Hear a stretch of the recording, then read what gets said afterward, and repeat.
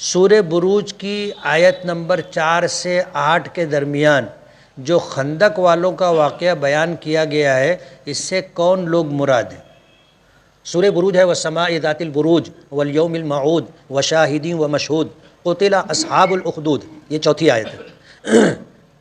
اصحاب الاخدود خندق والے، اس سے مراد مسلم شریف میں ایک روایت آتی ہے، اور وہ روایت یہ ہے کہ ایک بادشاہ تھا اور اس کے درباریوں میں ایک کاہن جادوگر بھی تھا، اور بادشاہ اس جادوگر سے کام لیتا تھا۔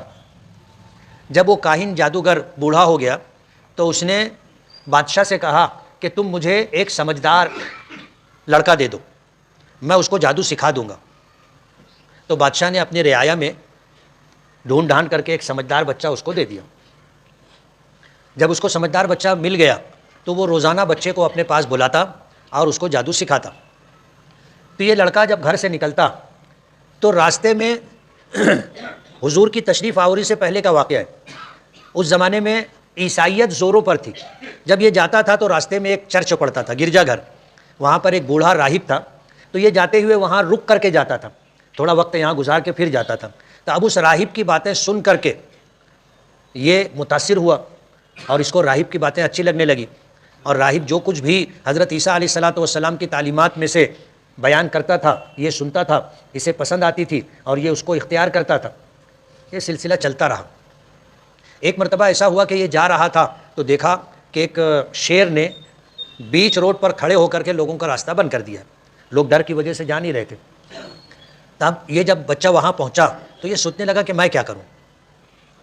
اس کے ذہن میں بات آئی، ظاہر بات ہے بات اللہ نے اس کے ذہن میں، اس کے دل میں ڈالی، تو وہ یہ سوچنے لگا کہ میں ایک راہب کے پاس بھی جاتا ہوں، وہاں بھی کچھ سیکھتا ہوں، اور وہ کاہن جادوگر کے پاس بھی جاتا ہوں، وہاں بھی کچھ سیکھتا ہوں۔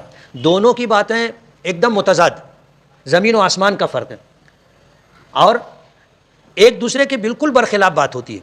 وہ کچھ کہتا ہے، یہ کچھ کہتے ہیں۔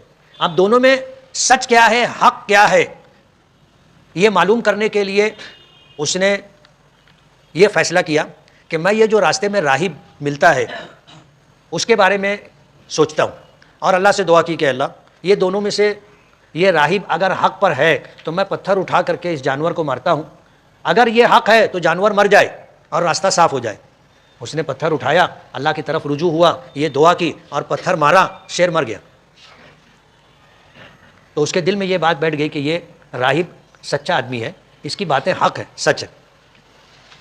اب یہ بات اس نے سب نے دیکھی اور لوگ اس کو بیان کرنے لگے، تو اس کو پوچھا گیا کہ یہ جو تو حرکت کیا کہ پتھر مارا، تو ایک پتھر مارنے سے شیر کیسے مر جائے گا؟ لیکن لوگوں نے دیکھا تھا کہ مر گیا، تو لوگ سمجھ گئے کہ یہ کوئی الگ بات ہے۔ بادشاہ تک بات پہنچی، بادشاہ نے بلایا، پوچھا تو اس نے بات بتا دی کہ ایسی ایسی بات ہے۔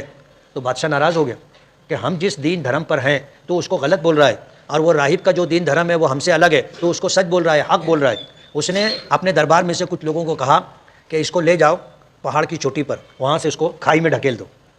اب جب یہ لے کر کے چلے، کچھ اوپر چڑھے، زلزلہ آیا اور جتنے لوگ لے کے جا رہے تھے سب مر گئے، یہ بچ گیا، پھر واپس بستی میں آ گیا۔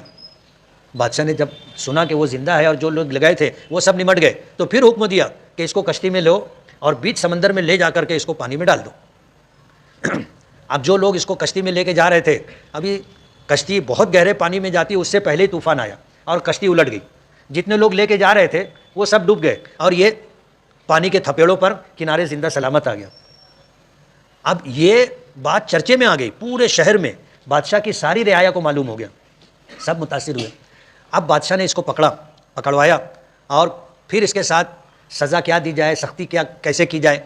تو اس نے کہا کہ دیکھو میں مروں گا نہیں، تم مار نہیں سکتے مجھ کو، ایک ہی راستہ ہے۔ بولے کیا؟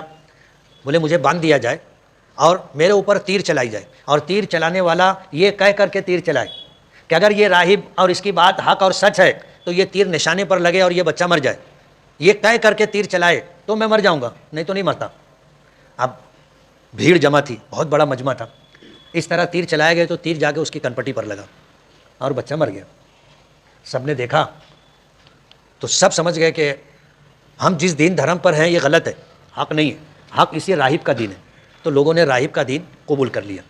مسلم شریف میں یہ روایت ہے جو اصحاب الاخدود کی تفسیر میں امام مسلم رحمۃ اللہ علیہ نے ذکر کی ہے۔